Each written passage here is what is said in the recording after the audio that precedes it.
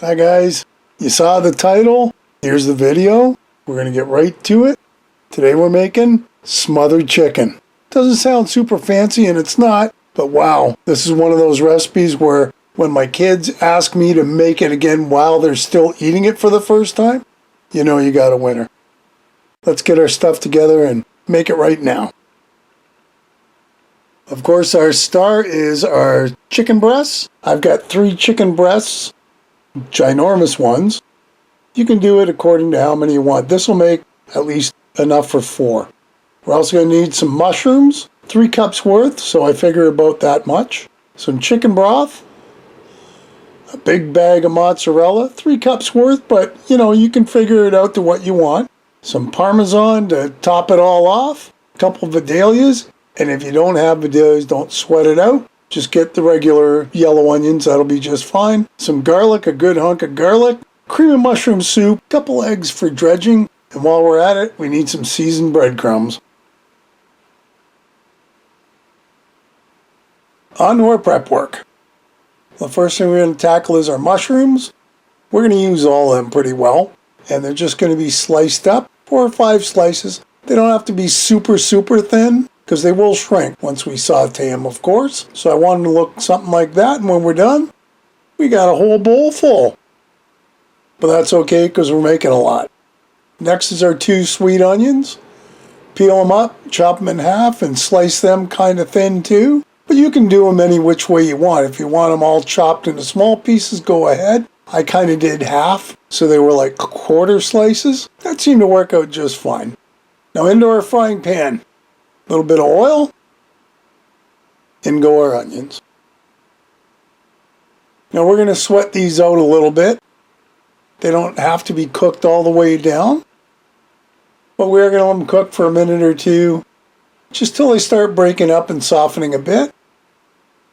Because we still got to put our mushrooms in. And they're going to take a little bit to actually cook down and shrink. So we'll stir them around. Keep an eye on them. And let's get our chicken done while we're waiting. So I've got 3 pieces of chicken. My first thought was just to do quarters because that's what the recipe asked for. They seemed awful big. So I cut the first breast into 3 pieces, which still seemed kind of big. And of course, when you're cooking any type of meat in that, you kind of want the pieces to be equal sizes. Well, I guess that kind of worked out. But I thought, you know, a little smaller would work out too. So we ended up chopping them into about 4 pieces each. That seemed to work out better. I'm not even sure how many pieces of chicken we ended up with. 10, maybe? Something like that. Anyway, let's get this out of the way for now.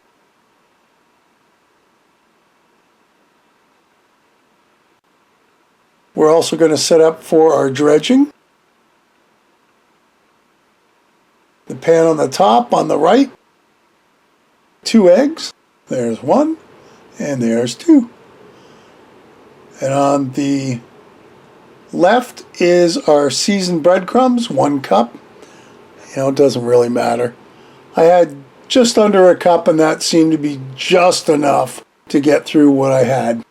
Mix up the eggs. Okay, we're good to go. Let's go back and check on our onions and mushrooms. They smell good. And it just depends how much you really want to cook them. There's still a lot of liquid there, but you know what? I'm starting to get hungry. So we took the onions and mushrooms off and drained the pan. Look what we got out of it. Pretty good. And I wash out the pan. About a tablespoon of butter. And a little bit of oil to go with the butter.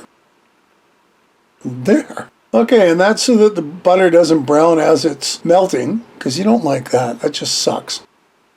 Medium-high heat. You need a good sear on these chicken pieces. And basically, there's 1. We're dredging it in the egg, over to our breadcrumbs, and into the pan. Just like that. About 3 or 4 minutes each side, and okay, that one doesn't show the brown, but this one will right here. There. Should look like that when you flip it over. Now these pieces are thick enough. I probably could have gone 5 minutes on each side. It wouldn't have hurt it. But they're looking pretty brown. Most of them anyway. There. That looks so nice. We'll let the other side cook for the same amount of time. Take them out, and I've still got another lift of 5 we're going to have to do because the frying pan just didn't fit all the chicken. Another tablespoon of butter just to keep it going. And the same thing, chicken in, flip it around, good to go. Now, here comes our can of cream mushroom soup. I don't know if I like it when it comes out in one big thing, but this one didn't. And we've also got 3/4 cup of the chicken stock. We just stir it around and mix it together. It doesn't have to be perfect. This is going to go on top of our chicken eventually. As long as it's mixed, it doesn't have to be perfect at all. Our chicken is now done. Look at that. Oh yeah. Cooked on both sides. They look nice and brown. It's not completely because some are thinner than others, so some are cooked all the way through and some aren't. Watch, I'll show you here. See how it's not quite cooked? Hang on, there you go. It's almost.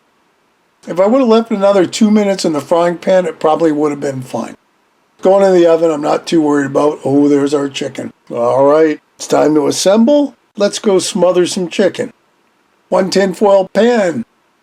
Get some spray out, just so it doesn't stick around the sides. And of course, if you were just staying at home, nothing wrong with a baking pan from at home. In goes our layer of chicken. That's all the chicken we chopped up. Next up comes our mushrooms and onions. Oh yeah, this is looking good, man. Okay, next, our mozzarella cheese. Now you could use any type of cheese you want to if you had a mix of cheese or cheddar or whatever. There's nothing saying you couldn't do that. Okay. Our cream mushroom soup and chicken broth. I didn't put the garlic in, so we're going to put it in that and mix it around. Pretty easy. So now, I know from doing this in the past, when I take a bowl and try and pour it on top of whatever it is I'm making, usually a good chunk of it spills out and onto the counter. I don't want that. So I got the measuring cup out. There's enough room in it. And look, now it just pours on. I can control how much I'm putting on. And we don't get a lot of spilling unless I don't aim right, which I managed to. Scrape out everything there.